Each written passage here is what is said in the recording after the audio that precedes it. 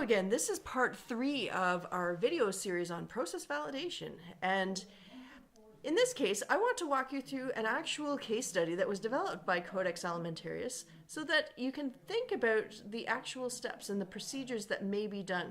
So this was one done on the post-harvest dehydration of Brazil nuts to make sure that aflatoxin, which is a mold-based toxin, doesn't contaminate the nuts and therefore cause a hazard within the product.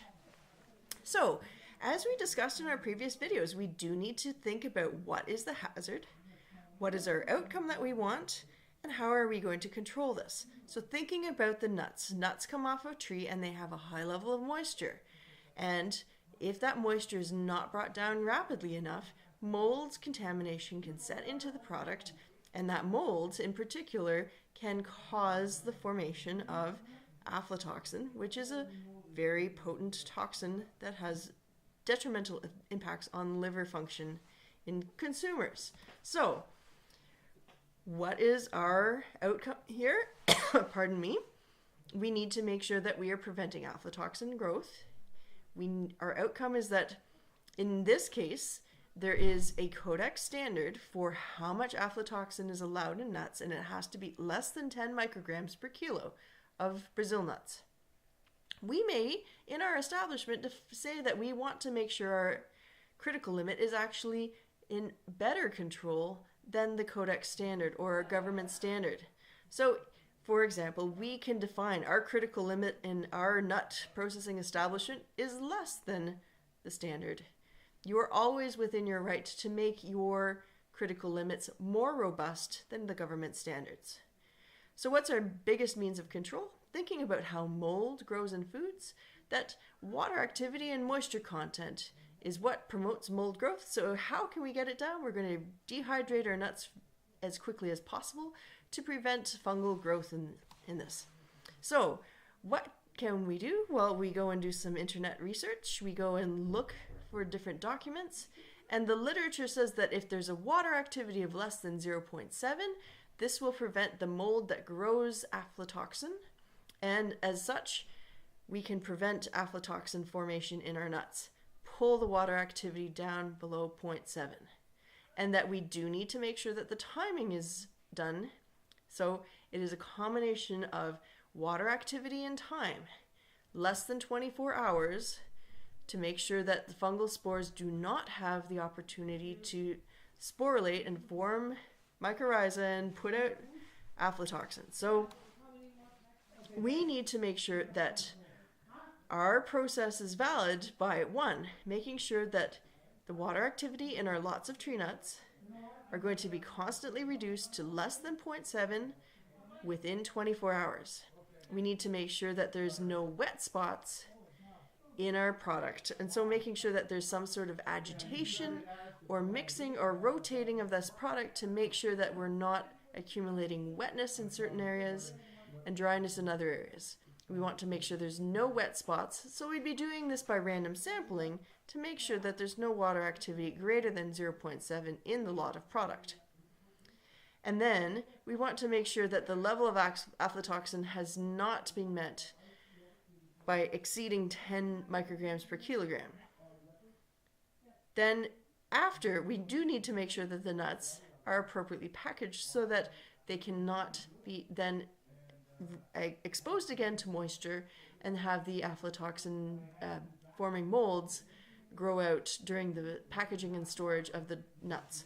So we do need to make sure that the packaging treatment is appropriate as well. Oh, here's another one. How fun. Fish in a can. So what's our hazard? Well, let's think about it. Things in cans, Clostridium botulinum. Fish is a neutral pH product. So our outcome desired, if we recall from every food science class that we've ever done, we need a 12 log reduction of Clostridium botulinum using a time temperature protocol that's sufficient for that. Means of control, well, we're going to do it by pH or time temperature. So our hazard, we defined it, outcome, 0 CFUs per gram Clostridium, and we could maybe even make the argument statistically, we want 12 log reduction and less than 1 in a million defects. Means of control, yes, we could acidify our fish, but that may not be a positive in terms of quality and flavor of the product. We're going to go time and temperature. So what do we know from our research? If we go and evaluate a lot of the different documentation related to fish processing, we know that there's D value for the log reduction of Clostridium botulinum in fish at 0.23 minutes at a reference temperature of 121 degrees Celsius. Our Z value, or the range of temperature at which our D value changes by a factor of 10, is 10 degrees Celsius. And again, industry consistently is requesting a minimum 12 log reduction of Clostridium botulinum. You are welcome to go larger than that, so you may define your critical limit within your establishment as 20 log reduction, but you do not go less than 12. Here's our challenge. Each can and its thermal diffusivity parameters are going to be different at different facilities. We don't know the steam injection rate, the temperature, the dwell time, and so on. And so you do want to run a time temperature study. And I will have a later module on how to perform time temperature studies. We do have a reference document that you're welcome to go at. Time temperature studies, this is worth its own full video. This is where you're tracking the time and temperature within a product to know the thermal diffusivity, or how fast heat penetrates into your product. There's a lot of mathematical modeling behind this, but using that mathematical modeling, it's not rocket science to do.